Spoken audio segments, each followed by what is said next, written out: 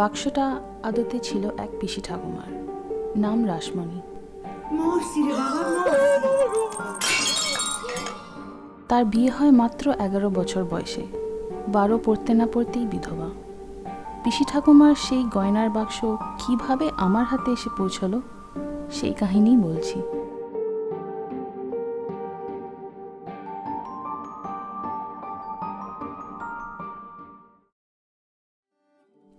Before we start, make sure to subscribe to this channel and take a look at my other videos for more such DIYs and home decor tips. So, I've been wanting to DIY the jewellery box from Aparna Sen's horror comedy Goynar Baksho for some time now. And now that Halloween and Bhoot Chaturdashi are here, I decided to recreate it using some scrap wood that I have accumulated from my various DIYs. I began by cutting 2 plywood pieces to the size of 10 by 4 inches for the front and the back walls, and 2 pieces to the size of 7 by 4 inches for the side walls. Then I simply joined them with nails to form a rectangular box shape. Next, I sawed the top and the bottom panels to the size of 8 by 11 inches, leaving an overhang of about half an inch on each side.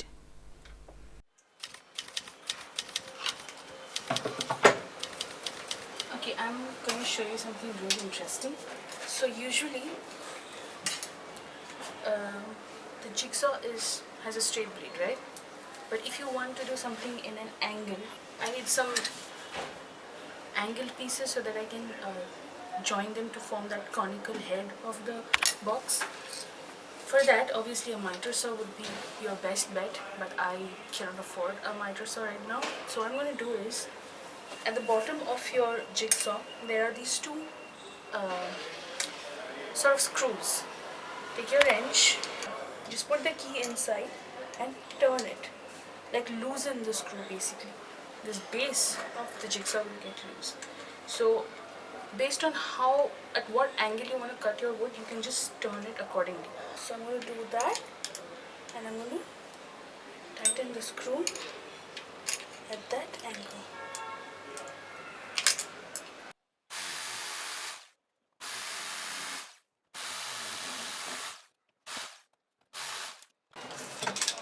This one's just a test piece, but you see how this is conical now? It can be a little tricky to use it, but I hope you can see. Yeah, see this? Okay, I'll finish this and I'll show you the end result at the end of chopping it, putting it together. I'm going to glue the pieces together first, and then I'm going to go in with some wood filler to seal all the edges. So I have to cut 4 pieces. This is going to be a lengthy process, so I'm going to shoot it, and I'm pretty sure it's going to work out. So I'll let you know how it goes. And it looked something like this.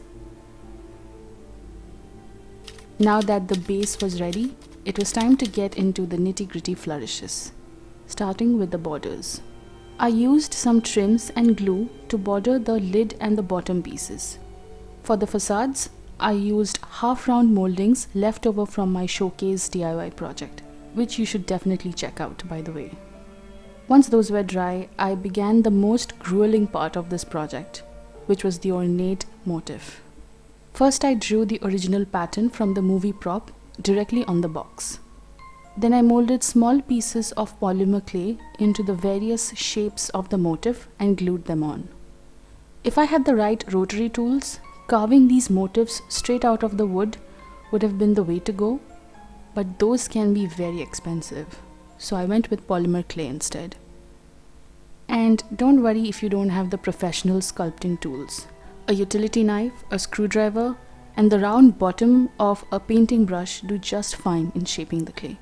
Fair warning though, sculpting clay motifs can be an extremely time-consuming process.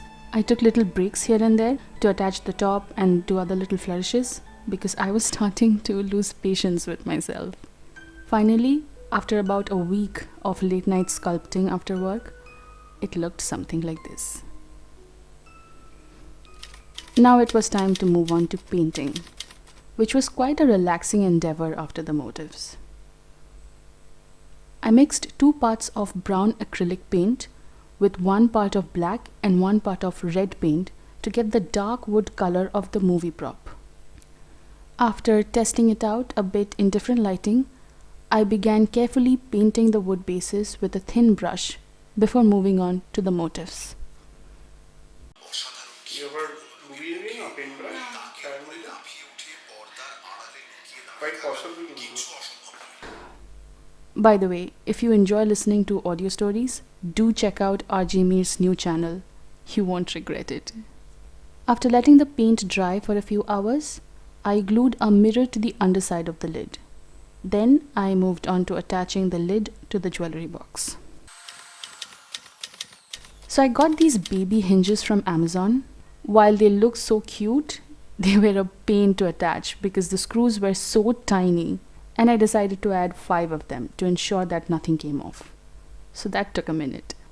When I finally got done with the hinges and moved on to the latch, it was late evening. Once that was done, I sprayed on a clear top coat off camera. Then it was time to wait for the ghost, who I knew would stop by to haunt her beloved jewelry box. Alright, it's all done. I'm in love with this treasure chest. But what do you think? Did I do justice to the glorious jewelry box from the movie? Let me know what you think in the comment section. And if you want to watch more such exciting DIYs, subscribe to this channel and follow along. I'll see you again soon. Till then, take care and have a spooky Halloween and Bhoot Chaturdashi.